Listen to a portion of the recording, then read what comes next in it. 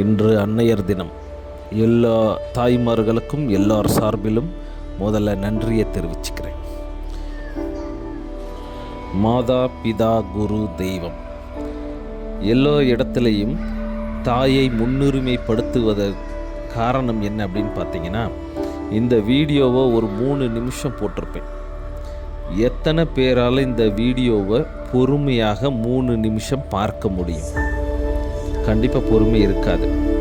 ஆனால் எல்லா தாய்மார்களும் குழந்தை பெற்றெடுக்கும் பொழுது 10 மாதம் சுமையாக நினைக்காமல் சுகமாக நினைத்து பல நாட்கள் சாப்பிட முடியாமல் சாப்பிட்டு தூங்க முடியாமல் தூங்கி மிக பொறுமையாக குழந்தை பெற்றெடுக்கிற அத்தனை தாய்மார்களை நம்ம போற்றுவது, முன்னுரிமைப்படுத்துவது நமது கடமையாகும். இன்னொரு விஷயம் சொல்கிறேன்.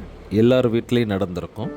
பையன் விளையாண்டுட்டு ஃப்ரெண்ட்ஸோட பேசிட்டு விளையாண்டுட்டு வரேன்னு சொல்லிவிட்டு 8 மணிக்கு வரேன்னு சொல்லிட்டு போயிருப்பான். நைட் 8 மணிக்கு வரேன்னு ஏதோ விளையாண்டுட்டு ஒரு ஜாலியான பேச்சு போக்கில் அப்படியே கொஞ்சம் லேட்டாகி 10:30 மணிக்கு வரும். அப்பா முன்னாடியே உட்காந்துருப்பார். பார்த்த உடனே திட்ட ஆரம்பிச்சிடுவார். கையை காலை உடச்சி போட்டுருவேன், இல்லைன்னா இனிமேல் இந்த வீட்டுக்குள்ளே வராத அப்படின்வாங்க. கூட பிறந்தவங்க அண்ணன் தம்பி அக்கா தங்கச்சி அவங்க எல்லாருமே சாப்பிட்டு தூங்கியிருப்பாங்க.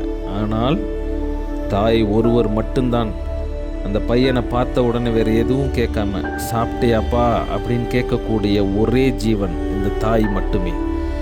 அதனால தான் தாயே எல்லா இடத்துலையும் முன்னுரிமைப்படுத்துகிறாங்க.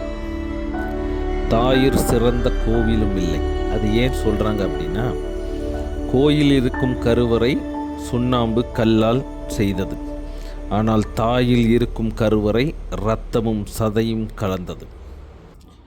கோயிலில் இருக்கும் கருவறை நாம் உருவாக்கியது, தாயில் இருக்கும் கருவறை அது நம்மையே உருவாக்கியது. அதனால்தான் தாயில் சிறந்த கோவிலும் இல்லைன்னு சொல்கிறாங்க. ஆனால் தாய்க்கு இவ்வளோ முன்னுரிமைப்படுத்தும் பொழுது தாய்க்கு மிகப்பெரிய ஒரு பொறுப்பு இருக்குது. அது அப்புறம் பேசுவோம். இன்று அன்னையர் தினம். எல்லா தாய்மார்களுக்கும் அன்னையர் தின வாழ்த்துக்களை சொல்லி இந்த வீடியோ நிறைவு செய்கிறேன். நன்றி, வணக்கம்.